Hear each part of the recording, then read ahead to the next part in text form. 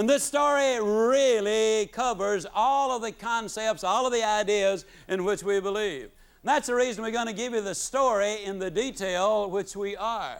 When I met Bernie, we had the little discussion about what he was doing in Kansas City, and he said, I came down to hear the session, and I said, yeah, but it costs a lot of money to come this far. He laughed. He said, well, Zig, thanks to my son David, I don't have to worry about money.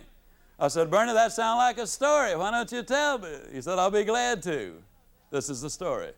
He said, Zig, when our son David was born, our joy literally knew no bounds. We already had our 2 daughters, now we had our son, and that was what we had hoped that we would have when we got married. But he said it wasn't long before we noticed that something was wrong with David. His little head hung too limply to the right side of his body for it to be a normal situation, and he drooled too much. And so we went to the doctor, and the family doctor said, no problem, he'll outgrow it. But he said, Zig, we knew that it wasn't quite that simple. So we took him to a specialist. And the specialist, after a very thorough examination, told us that he had the reverse of club's feet. And he said, we treated him for that for several weeks. And then it dawned on us that this wasn't it. It was more serious than that. So we found who the top specialist was in all of Canada, and we went to him. And this specialist, after a very thorough examination, said to us that David is a spastic. He has cerebral palsy. He's never going to be able to walk or talk or count to 10. And I suggest that you put him in an institution for his own good and for the good of the, quote, normal members of the family. But Bernie Lofchick looked at me and he said, Zig, I'm not a buyer, I'm a seller. I could not buy the idea that my son was going to grow up and be a vegetable. All that doctor had really convinced me to do was to go find a doctor who was not problem conscious and look for one who was solution conscious. So we went to other doctors. He said, as a matter of fact, we went to 30 different doctors, and all 30 of them in essence said the same thing, and that is that there is no hope for this little boy. And then they heard of a Dr. Pearlstein down in Chicago, reputedly the foremost authority in the world. But he was so good that he was booked for 2 solid years in advance. Now that didn't particularly bother Bernie because hope for the first time had reared its elusive head. And Bernie just figured that somehow or another he was going to get his son in front of Dr. Pearlstein. Well, he found out that Dr. Pearlstein was a bridge player, found out his home number, found out that he played every Friday night with his son. He called him there, and they made a deal. At the first cancellation that they had, Dr. Pearlstein was going to call Bernie, and they would put David, take him on an airplane immediately to Chicago. Well, just 11 days later, they got the call. They loaded David on the airplane. They took him down there. And Dr. Pearlstein gave him easily the most thorough examination, I believe, that any child has ever had. When the examination was all over, he said to Bernie, this boy is a spastic. He has cerebral palsy. He will never be able to walk or to talk or count to 10 if you listen to the prophets of doom. But he said, I want you to know that I am not problem conscious. I want you to know that I am solution conscious. And I fervently believe there is something which can be done for David if you are willing to do your part.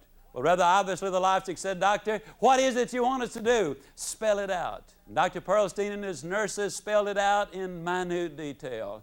He said, first of all, you're going to have to work this little boy beyond all human endurance. Then you're going to have to work him some more. You're going to have to push him until he literally falls. And then you are going to have to push him some more. You've got to understand now that once you start this process, that there is no backing up or slowing down or staying away from it. This is a lifetime process, because if you ever discontinue this, then he will revert back to where he was before. One last thing. Don't let him see any other victims of cerebral palsy taking therapy. Because if he watches them take therapy, he will pick up the awkward, inadvertent movements they make, and subconsciously he will make them a part of his own movements. Bernie and Elaine left Chicago enormously excited because Dr. Pearlstein had given them extra hope. He had added believability to it. He had presented them with a plan.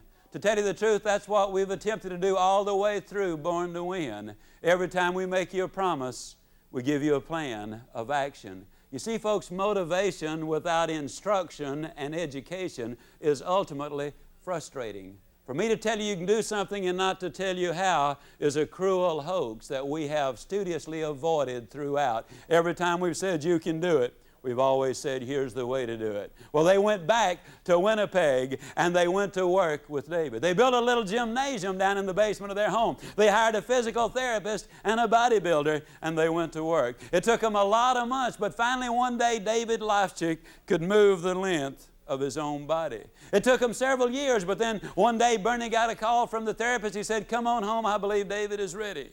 And he rushed home, and David was down in the gymnasium on a mat, and as he was attempting to do a push-up, and as that little body started to rise into the air, the physical and emotional exertion was so great, there wasn't a dry inch of skin on that little body. And the mat appeared as if somebody had sprinkled it with water. When that one perfect push-up was completed, David and Bernie and Elaine and the therapist and the bodybuilder and the two sisters and the neighbors all broke down and shed those tears, which clearly say that happiness is not pleasure. Happiness is victory. No, you don't pay the price. You enjoy the benefits that Diane was so beautifully singing about. Now, the story is even more remarkable when you understand that one of America's leading universities had also examined David, and they said there are no motor connections to the right-hand side of his body. He has no sense of balance. He will never be able to swim or to skate or to ride a bicycle. He just simply will be different. It'll probably take him 2 years even to learn how to float. On October the 23rd, 1971, my wife and I flew to Winnipeg, Canada to attend the bar mitzvah of, quote, little David Lofchick.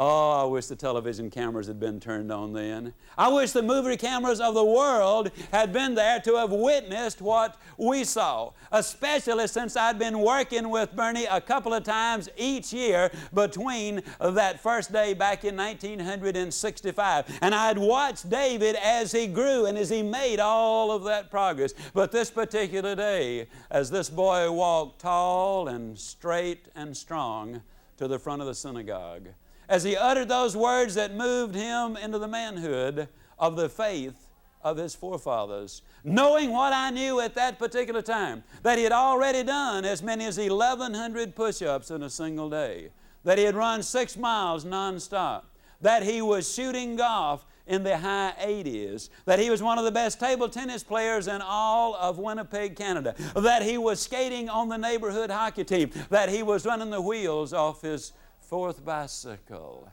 Oh, I tell the story about David in a lot of the details because, you see, I happen to believe that this story literally covers all of the areas that we cover in Born to Win. You see, to begin with, they dealt with David on a very honest basis. They never said it's going to be easy. The parents were never told it's going to be easy. They were told that you've got to stay with it, but if you'll suck it up and tough it out and stay with it, the results are going to be dramatic. They dealt with the thing character because, you see, character is the ability to carry out a good resolution long after the excitement of the moment has passed. And there were many times when the excitement was no longer there, but David stayed with it, as did his parents. Integrity, integrity, of course, means basic wholeness, and they dealt with the entire person of David Lofchick. Physical, mental, and spiritual, the whole bit. As far as loyalty is concerned, nobody. I mean, those 2 big sisters and the mother and the dad and the doctors and the therapists, they all were loyal to an incredible degree as they worked with David, helping him to accomplish his objectives. And rather, obviously, trust is deeply involved there because it takes a lot of trust for a youngster year after year after year to be willing to do these things when his buddies are all out playing and having a marvelous time. Now, you talk about love. When I think of the story of David Lofchick, I think it's one of the most beautiful love stories I have ever heard. You see, when he was about 2 years old, every night they had to put heavy leg braces on his legs. Now, David is a beautiful boy. olive complexion, beautiful green eyes, coal black hair.